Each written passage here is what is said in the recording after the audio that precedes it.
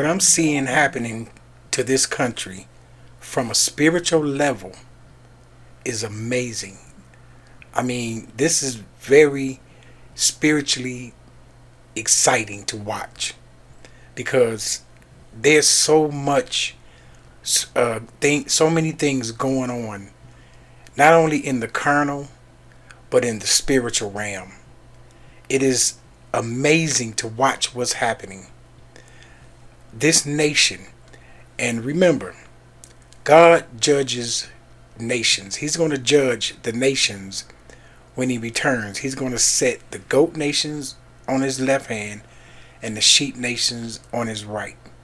And he's going to judge those nations according to how they dealt with one another and how they brought forth advancement in humanity, how they got along with one another. You know, and one of my first visions in the Lord was I saw this goat tied to a fence, and it was a big wooden fence about 8 feet tall, and this rope was tied around the goat's neck, and he was just standing there. He didn't see me, and when I looked at him, and when he turned and seen me, he started trying to break free from the rope. He was swinging his neck, and I said, "I know who you are." And as I approached him, he just got more frantic, trying to break from the rope, pulling and yanking his head, you know, and just yanking. And I started running towards him because I was in this pursuit to get this goat. You know, it was a desire, a burning desire to get this goat and destroy him, basically. And he just went frantic, and he broke loose of the rope, and he jumped over the fence. And at that moment, the Lord empowered me with this strength. You know, I was unstoppable. This strength to leap over the fence and go after him. And as I leaped, I cleared the fence, and that's when the vision ended. But the Lord let me know to go after this goat. This was a goat nation. It was the nation that neglected the poor, that did not, feed the hungry, did not house the homeless, did not visit the prisoners, did not heal the sick. It was a rogue nation. And the Lord let me know who it was. It was America. America is a goat nation. And I've talked about this before. And what's amazing about this nation is they are returning to their original sins. And there is no biblical passage whatsoever that ever says that the United States of America is a Christian nation. None. It's not prophesied. It's not in the Bible. It is a part of a kingdom. It's a small part of a larger kingdom of prophecy, a very small part. But as a nation, it's going to be judged, and it's going to be judged along with the larger nation. Okay, which is basically Grecia, the goat nation in the book of Daniel. Grecia, which spreads out to Greece, spreads out to Rome, and to Europe, and to all of its bastard children, the United States and Australia, and all of the countries where these Gentiles went to. Okay, that branched off from the Grecian nation. And I remember watching a couple of evangelicals talking about that passage in Daniel where there was a goat and there was a ram. And they identified the ram as Persia, which was Islam. But they never identified the goat, which was Grecia. The scripture says that it was Grecia. But they never identified Grecia as themselves, as the European nation. They never did that. So that was suspicious. But it's amazing to watch these evangelical preachers lie, bald-faced lie, and talk about the United States is a Christian, was founded as a Christian nation. That is a lie. Okay? Because in order to be any type of Christian anything, you have to be of Christ. And you have to act like Christ. And you have to perform like Christ. Heal the sick, feed the poor. Okay? But the United States didn't start off like that. It started off as a rogue nation. It stole his land. It committed genocide. And it committed human bondage of slavery. That is not the beginning of a Christian nation. And from that point, from the time it began its crusade against two different nations, a curse was laid on them because they were driven by hatred. What drives a people to kill, brutalize, murder, rape another people? It's hatred. Okay? It's a violent form of hate. And that is a definite crime against humanity and an abomination to the Lord. And the Lord gave me some more passages. He opened up a mystery to me. And he was speaking to, let me put on my glass. He was speaking to the nation of Ephraim, which was a descendant of Joseph. They were part of the Hebrew Israelites. But Ephraim on his own, God said in the book of Hosea chapter 9, verse 7, it says, the day of visitation are come. The days of recompense are come. Israel shall know it. The prophet is a fool. The spiritual man is mad.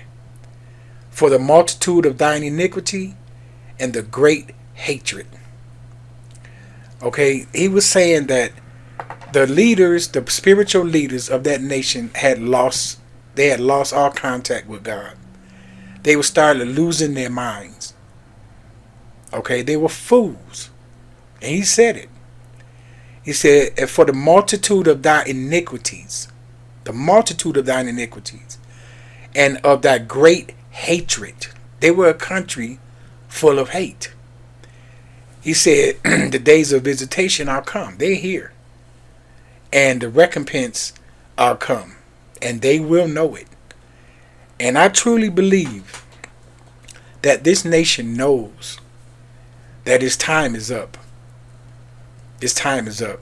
I've seen a lot of people talk about the 400 year of captivity of black people and the oppression of migrants or whoever in this country is up. It was up in 2019. From 1619 to 2019, 400 years is up. They know it's up. And I'm going to tell you how they know it's up.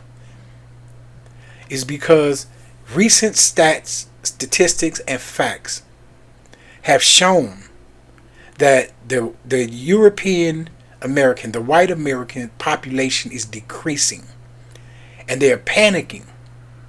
So what they're trying to do is mobilize white nationalism and Christian nationalism at the same time. And I really don't know how Christian church got caught up in this white supremacy push. But it's a sad thing. But they know that their time is up.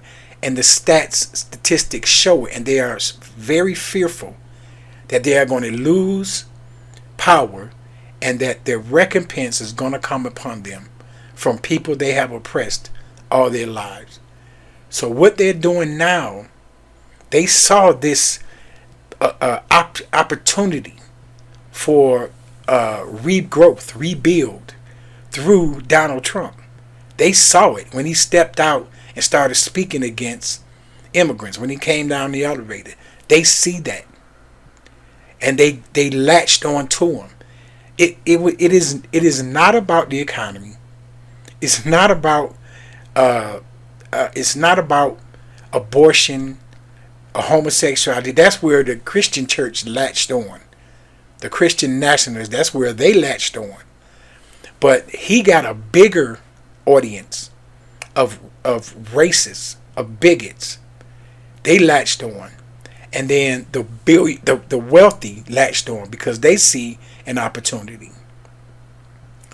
So what they did is they grouped together, and they're trying to rebuild and regrow. And even their billionaire leader, Elon Musk, is showing this push for Nazism. People are gonna deny it, but he's from apartheid South Africa. He understands oppression and how to oppress a people politically and economically. He comes from that background. So this is all coming together. And so they're pushing because they see that their end is near. And these are carnal facts. But spiritually, it's amazing to watch because it's happening prophetically also. It's also happening prophetically. I try to avoid this prophecy and these words that God gave me. But he let me know that the scripture says that because iniquity shall abound, the love of many will wax cold. In other words, it's just going to get worse in this country. And I really hate to say that. But he also let me know that the worse it gets, the more carnality, violence is pushed, and hate, that he strengthens his saints, the believers. Now, all the other fake ones out there, you may get caught up in the push. But he protects those that are his children. But what God did to Ephraim, let me tell you what's happening. Let me connect this Bible prophecy and reality. Okay? He told Ephraim, he said, as for Ephraim, their glory shall fly away like a bird from the birth and from the womb and from the conception. Their glory. The scripture says that fathers are a glory to their children. Okay? The scripture says that their glory is going to fly away. Okay? Meaning, he says that from the birth, from the womb, and from the conception, though they bring up their children, yet will I bereave them, that there shall not be a man left. Yea, woe also to them when I depart from them. God said he's going to remove himself from this country. And I'm going to add that in, where he's going to return them over to a reprobate mind. But he says, Ephraim, as I saw Tyrus, is planted in a pleasant place, but Ephraim shall bring forth his children to the murderer. Now, what's been happening as a result of their hatred and their iniquities is God has placed it in the hearts of mothers to kill their children. They're going to bring them, he's going to bring them forth to the murderer. Okay? Let me read on to prove that. Give them, O Lord, what wilt thou give? Give them a miscarrying womb and dry breast. Okay, this means he's diminishing the population. He's diminishing their birth rights. He's diminishing them. I mean, abortion is the result of God cutting off a people so they can't reproduce. Okay, so that's why the statistics show that their population is decreasing. And that's what some of their own Christian nationalists and white nationalists have been saying. We need more babies. This is what Elon Musk is saying. And he says, all their wickedness is in Gilgal, for there I hated them. For the wickedness of their doings, I will drive them out of my house. He's because of the wickedness of their genocide, their oppression, the brutality, the violence against people. You know, from the beginning, the founding of this nation, he said he's going to drive them out of his house. He don't want to know them anymore. That's why the prophets are fools. They don't know God. He's driving them out. You know, he said, I will depart from them. So they don't know God. Okay? Then he says, I will love them no more. All their princesses are revolters. He says, Ephraim is smitten. Their root is dried up. From the root. Okay, they're diminishing. It's dried up. They shall bear no fruit. They're not getting better. They're getting worse. They haven't changed from the time of genocide and brutality. I'm going to get to that point though. They shall bear no fruit. Yea, though they bring forth, yet will I slay even the beloved fruit of their womb. Though they bring forth children, he's going to slay them in the womb. That's where the abortion issue comes in. This is a curse on this nation because of their iniquity and their great hatred. Okay? This is lining up scripture and reality. All right? And then he says in the book of Romans, he talks about how he's going to turn them over to a reprobate mind. To do those who do not acknowledge God, he's going to turn them over to a reprobated mind. To do those things which are not convenient. Men with men, lusting after one another. And women with women. Homosexuality. These are the two key issues that the Christian church fought for. Okay? But listen to what I'm saying. Homosexuality, and I have said this before, but people, you are not getting it. Homosexuality and abortion makes a nation who cannot reproduce. Okay? Two people married. Two men married can't reproduce. Two women cannot reproduce. The abortions.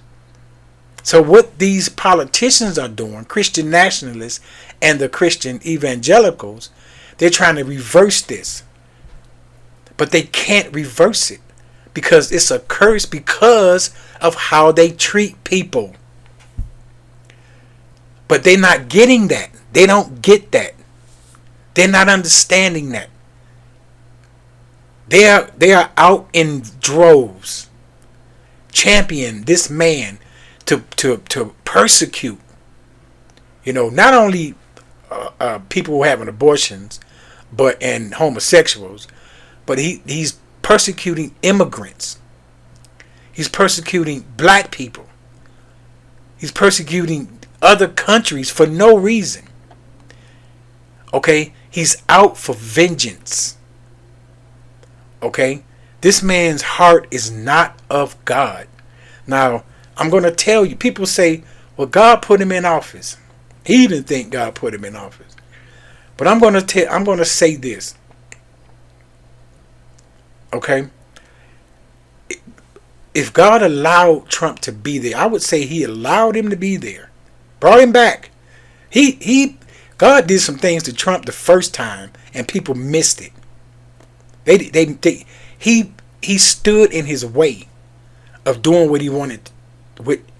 He stood in Trump's way of what Trump wanted to do. God stood in the way. He blocked him. Now it's going to get even worse because what he's trying to do is return back to a time where white people had this, hierarchy, this force, and everybody else was in subjugation. Everybody else was in their place. This is what he wants to do. But if they do that, he's doing this by passing these executive orders, just trying to, trying to bring down black people and saying it's a good cause and everything. Whatever. DEI, critical race theory, whatever excuse they want to use. The fact of it is, the truth of it, the proof that he is a bigot and everybody behind him is a bigot is how he allows police officers to kill black people for no reason.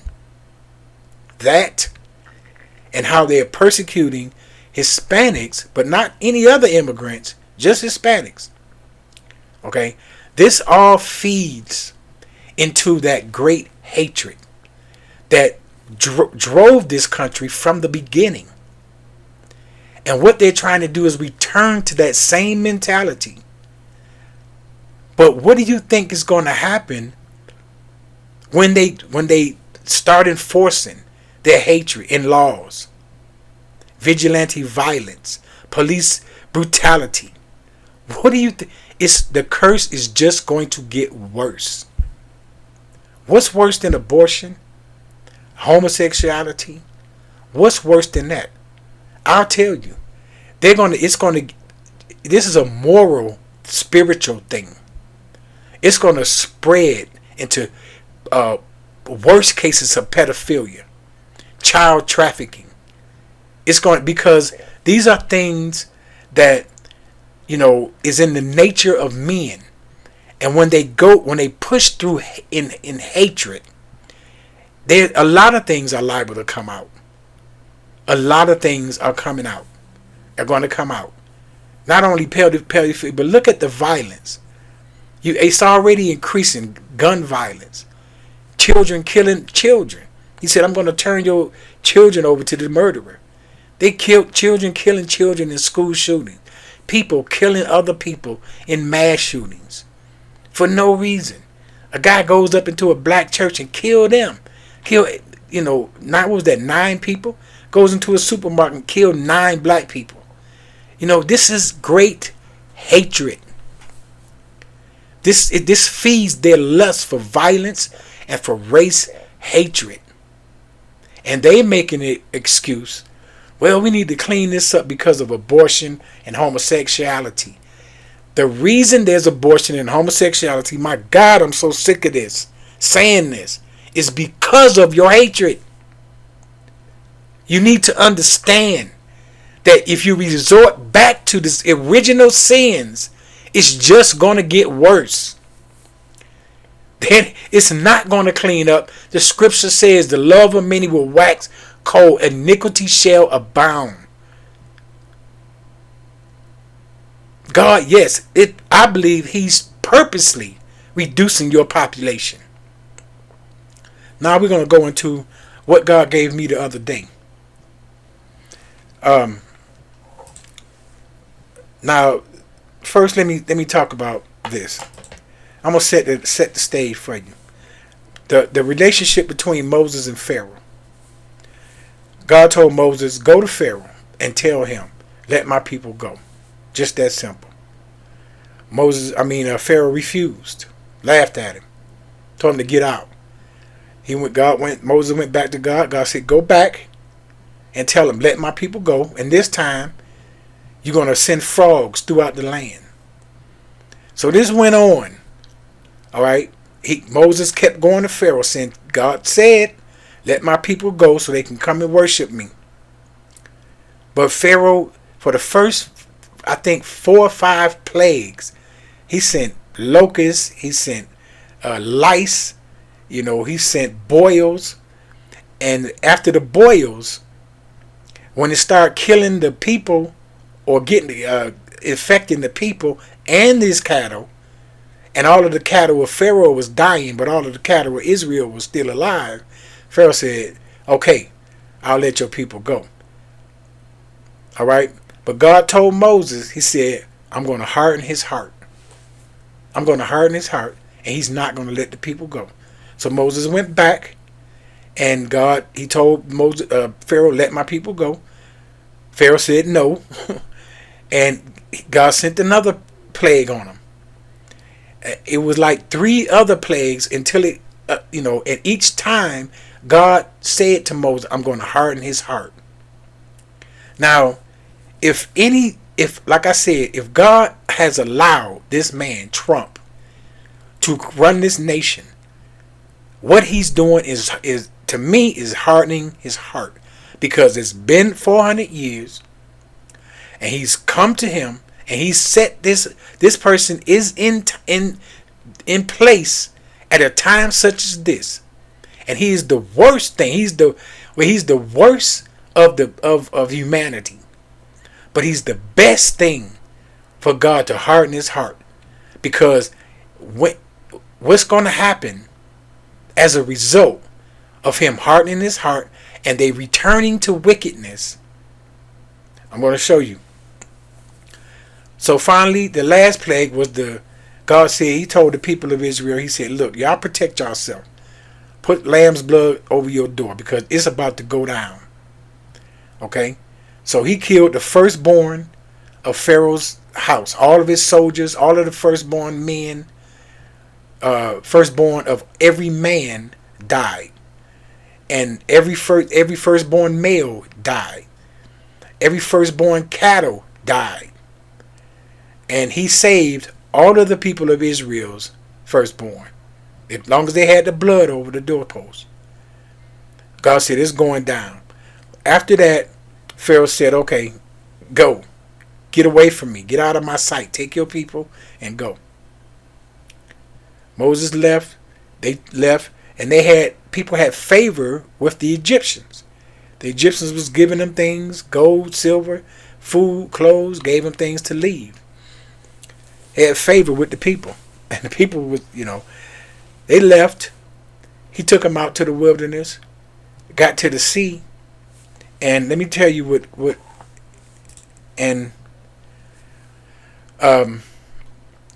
Scripture says that, and it was told the king of Egypt that the people fled, and the heart of Pharaoh and of his servants was turned against the people. And they said, why have we done this? That we have let Israel go from serving us. And the Lord hardened his heart one more time. Pharaoh, the king of Egypt. And he pursued after the children of Israel. And the children of Israel went out within high land. This is Exodus chapter 14. They went out and they got stuck in between the land and the sea. And they saw Pharaoh's chariots coming. And they were distraught. And they told Moses, why did you bring us out here to die? This man is about to kill us all. This is the situation we're at in reality, close to it. Because the plagues ain't hit yet. All the things God is going to do to this nation haven't hit yet. It started with the pandemic. I'm telling you. It started back then. And he put a deflection in front of that man. And he was not able to complete his job. Now he back. You watch what's going to happen. He done took us out of the World Health Organization. He told CDC don't report any sicknesses anymore. I don't know what other plagues are going to come. What type of things, natural disasters, diseases, plagues, I don't know. What's going to happen? War, violence, civil war, I don't know. Power grid failure. There are things that's going to happen to this country. But we have to, as believers, we have to have faith. Even if when we get to that point where we between the sea and the land and we see his chariots coming for us, we have to believe in God. And as Pharaoh drew nigh, the children of Israel lifted up their eyes, and behold, the Egyptians marched after them, and they were sore afraid. And the children of Israel cried out unto the Lord. And that's when they started fussing at Moses. There was no graves in Egypt that you had brought us out here to die in the wilderness. And Moses said unto the people, fear ye not. Stand still and see the salvation of the Lord, which he will show you today. For the Egyptians who you have seen today, ye shall see them no more again forever. Okay? The Lord said, have faith in the Lord. And Moses said, have faith in God. Stand still. Watch the salvation of the Lord. Right where we at a point where they are going to strike. These people are so stiff-necked, so arrogant, they so afraid that their recompense is coming. They are definitely afraid.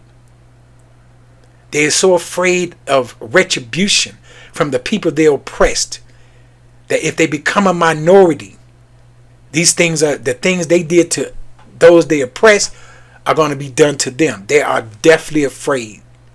That's why they're taking over the military, taking over the economy, taking over. They're trying to exalt themselves, reaffirm themselves through force. But along with that force, there's that remains that great hatred. And as long as they keep doing this country is never going to rise. It's never going to be great again. People, don't you see? These evangelicals preachers are fools. Just like the scriptures say, they cannot understand that the worse they get, the worse the country gonna get. They need to learn how to respect other people, other cultures, other nations, other colors of people. But they can't do it. They can't. They're full of hatred. So, like I said, I hate to say this, but like I said, it's going to get worse. But when we up against that sea, and them chariots are coming, we got to trust in the Lord.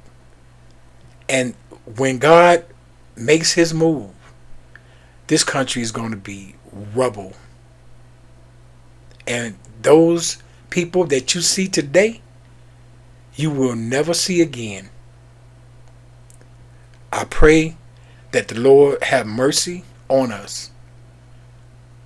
The Lord gave me one vision later in my salvation, about a year into my salvation, where when this earth is destroyed, it's going to be destroyed by fire, and the elements are going to melt with a fervent heat. But not everybody going to die. But those who do, who are in the Lord, they're going to go with the Lord. But those who are not, they're going to die and return to dust. And the Lord told me to say, at that day, Lord, have mercy on me. Have mercy on a lot of people. But I'm telling you, these people do not understand that the worse they get, the worse this country is going to get. It's just that simple. Any comments or questions, let me know. Peace.